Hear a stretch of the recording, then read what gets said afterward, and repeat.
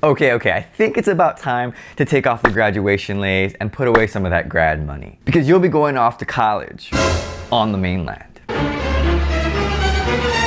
In this video, I want to share 3 tips on surviving college on the mainland if you're from Hawaii. And I'm hoping that other Hawaii people who went away for college or who are currently living on the mainland can share their experiences or advice as well. Not just for me, but for future Hawaii kids going away to school. And if you're not from Hawaii, well, welcome to this conversation, and I hope that it will provide some insight into Hawaii's unique culture and how much of a change it is for locals to live on the mainland. Before we get started, I feel a little underdressed. Hold up.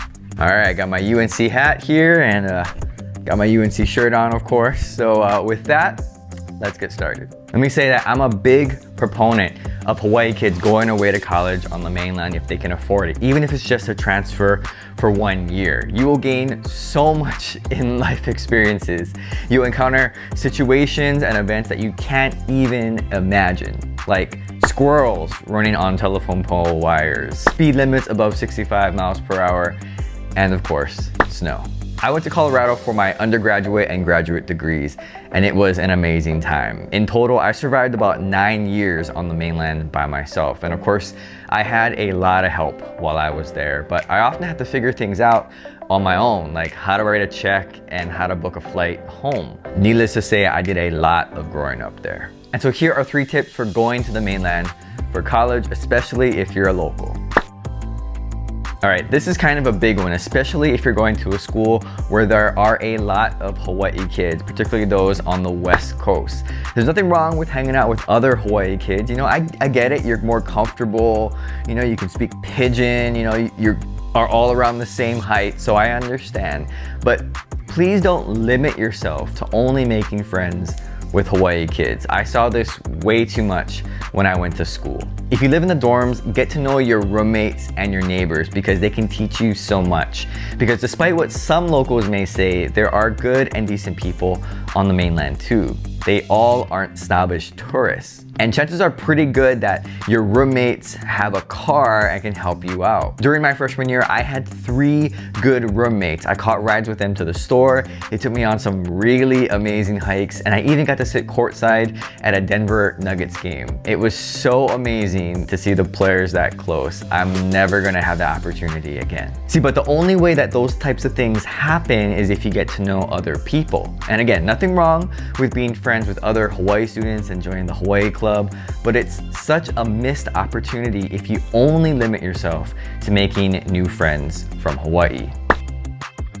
So unless you have a scholarship, you and your parents are going to be paying big bucks to send you away for college. And while student loans may seem like a distant thing that you'll never have to pay off, trust me, you'll be paying it off eventually. It took me about 9 years after I graduated to pay off my student loans.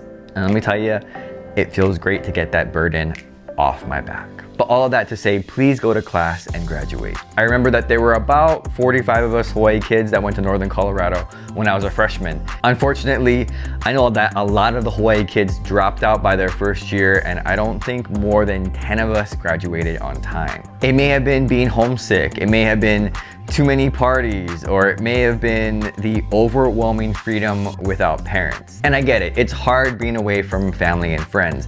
I remember when I first went up to Colorado, I wanted to leave before school started. I even got sick because I got so nervous being up there. But you know, I stuck it out and I made the best of it, and eventually, I even liked it. I used to teach classes at the university after I graduated, and I remember a few Hawaii students in my class. I was always excited to see them because it was so nice to see some local kids, but I was always so disappointed when they wouldn't show up to class because I knew how hard it was just for them to get to Colorado. You know, the sacrifices of the parents and the other family members and the overall cost. It's not cheap.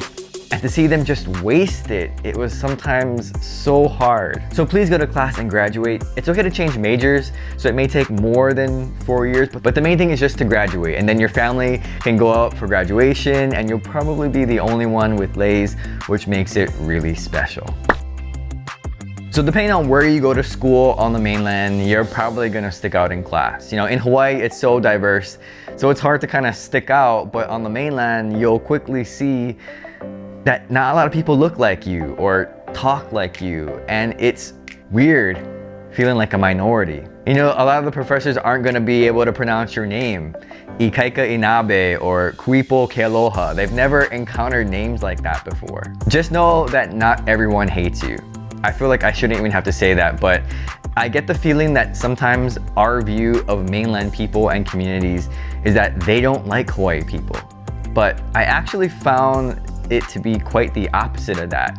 A lot of people think that being from Hawaii is cool and interesting. They'll probably ask, if you're from Hawaii, why would you want to come here? And granted, some people may treat you differently, but don't be a victim. Move on and seize opportunities. I mentioned this in another video, but the reason why I say this is because all of the Hawaii kids who leave for school and then come back are hopefully learning things and bringing those experiences and ideas back with them. Anytime a person can expand their thinking based on different experiences allows for more creative problem solving, which we, the state of Hawaii, desperately need in our future. If people who grew up here just stay in Hawaii and that keeps happening generation after generation, it creates these vacuums of same thinking. Of course, it doesn't mean that young people go away, learn things on the mainland, and come back and boss everyone around and change things. But the future leaders and workforce should have an understanding beyond just Hawaii, beyond just their own communities. And I think Hawaii will need that going forward. So I'd love to hear any other advice for Hawaii kids going away for college in the comments below. Thanks for watching, and aloha.